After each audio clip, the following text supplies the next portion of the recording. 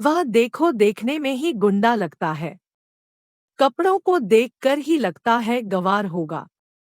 उसकी भाषा तो देखो मुहफ़्फ़ट होगा। ऐसे ही हम लोग या हमारे आसपास के लोग दूसरे लोगों के प्रति पहली बार में ही कोई राय बना लेते हैं। आज की कहानी आपको इसी बुरी आदत से दूर रहने की सीख देगी। सर वह देखो वह जो सबसे आखिरी वाले टेबल पर बैठकर खाना खा रहा है, ना वह बुढ़ा आज पहली बार नहीं आया है। वह इससे पहले भी 2 बार अपने होटल में खाना खाकर जा चुका है। लेकिन उसने अब तक अपने उधार के पैसे नहीं चुकाए हैं और आज फिर आ गया है खाना खाने। होटल के एक वेटर ने अपने मालिक हीराचंद के कानों में धीरे से यह बात बताई। हीराचंद ने उस बूढ़े की तरफ एक नजर दौड़ाई। उसे ध्यान से देखा और अपने कर्मचारी से पूछा, आज कितने का ऑर्डर दिया है उसने? सर वो भले ही उधार का खाता है, फिर भी वो कंजूस कभी ज्यादा का ऑर्डर नहीं करता है। आज भी उसने बाकी दिनों की तरह ही सब्जी रोटी मंगाई है। 50 रुपए बिल होगा उसका। वेटर ने जवाब के साथ उस बूढ़े के प्रति अपने विचार भी व्यक्त किए। बूढ़े के साधारण से खाने का ऑर्डर देखकर सोचते हुए हीराचंद ने कहा, कुछ मजबूरी होगी उनकी इसलिए बेचारे पैसे दे नहीं पाए होंगे। नहीं सर, ऐसे लोगों को मैं बहुत अच्छी तरह से जानता हूँ। फोकट का खाने की आदत होती है उनको, और जब पैसे देने की बारी आती है तो आनाकानी करते हैं। बूढ़े की तरफ वेटर ने तिरस्कार भरी नजरों से देखते हुए कहा। हीराचंद को अपने कर्मचारी के विचार जानकर थोड़ा बुरा लगा।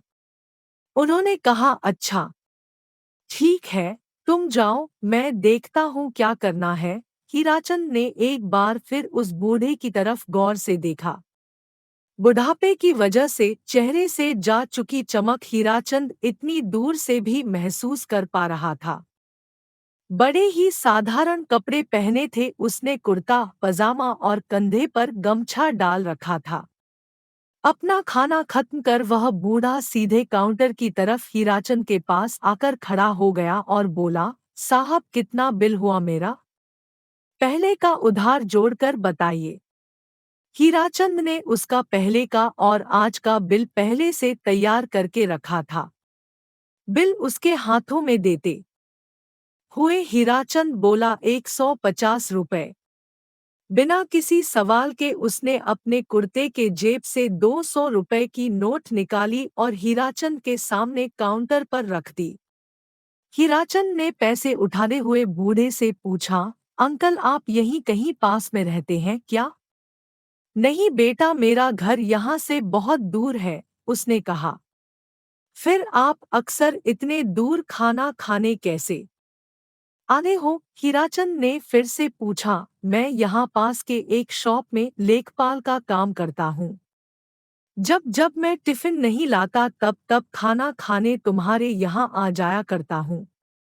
अब हमेशा तो जेब में पैसे रहते नहीं हैं, इसलिए कभी कभी उधार ही खाना खाकर जाता हूँ। लेकिन आज मेरा पगार हुआ है, इसलिए आज मैं जानबूझकर यहाँ आया हूँ। सोचा खाना भी खा लूंगा और पहले की उधारी भी चुका दूंगा। थोड़ा सा हंसते हुए बूढ़े ने कहा। बूढ़े की उम्र देखकर हीराचंद अपने आप को एक और सवाल पूछने से रोक नहीं पाया। आपका परिवार नहीं है क्या? बूढ़ा बोला है ना। बेटा, बहू पोता पोती सब है और कई सारे रिश्तेदार भी, लेकिन जब तक मेरे हाथ पांव सलामत है मुझे यह पसंद नहीं कि मैं बिना कुछ किए रोटी खाऊं। हाँ, शरीर में पहले जैसी ताकत नहीं रही अब। पहले जितनी मेहनत नहीं कर पाता हूँ, इसलिए लेखपाल का काम करता हूँ। बूढ़े आदमी की ईमानदारी और इतना कठिन परिश्रम देखकर एक बार तो हीराचंद के मन में ख्याल आया कि उससे खाने के पैसे ना लिए जाए, लेकिन उसके साथ हुई इस 2 मिनट की बातचीत में हीराचंद यह तो जान गया था कि वह बुजुर्ग कितना स्वाभिमानी है। उसके स्वाभिमान को ठेस ना पहुंचे यह सोचकर हीराचंद ने 150 रुपए काटकर 50 का नोट निकालकर उसकी तरफ बढ़ाया। बूढ़े ने होटल में इधर-उधर देखा और उसी जो कुछ देर पहले उसकी शिकायत हीराचंद से कर रहा था, वेटर की तरफ इशारा करते हुए हीराचंद से बोला, यह 50 रुपए टिप के तौर पर उस वेटर को दे देना क्योंकि उसने हर बार बहुत प्यार से और अपनेपन से मेरी सेवा की है, मुझे खाना परोसा है। इतना बोलकर वो वहां से चला गया। 50 रुपए हाथों में लिए हीराचंद अपने कर्मचारी के उस बूढ़े के प्रति दृष्टिकोण और उस बूढ़े आदमी के उस कर्मचारी द्वारा दिए गए खाने के प्रति प्यार और आदर देखकर अचंभित हो गया। उसके पास बोलने के लिए कुछ भी नहीं था। तो दोस्तों, आप अमीर हैं या गरीब, आपके पास जो पैसा है वह कभी भी यह तय नहीं करता हमारा दूसरे लोगों के तरफ कैसा दृष्टिकोण है या हमारे विचार कैसे हैं। यही हमें गरीब या अमीर, अच्छा या बुरा बनाते हैं। सोचिए, अगर किसी बूढ़े आदमी को उम्र के इस पड़ाव में भी बैठकर खाना अच्छा नहीं लगता हो और उन्हें अपने बच्चों पर बोझ ना बनना हो तो उनका स्वाभिमान कितना पक्का होगा। इसीलिए ऐसे लोगों को देखकर उनके खिलाफ कोई राय मत बनाइए।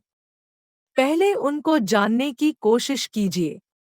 अगर उनका व्यवहार कुछ अलग लगे तो सोचिए कि जरूर उनकी कोई मजबूरी होगी। इससे उनका तो कोई फायदा या नुकसान नहीं होगा, लेकिन हमें और लोगों को हमारे विचारों के बारे में पता चलेगा। इसीलिए किसी के भी प्रति अपनी राय देने से पहले अपने विचारों पर विचार करना जरूरी है। दूसरों को जज करने से पहले अपने विचारों को जज करना आवश्यक है कि कहीं हम गलत विचारों के अधीन होकर गलत व्यवहार तो नहीं कर रहे।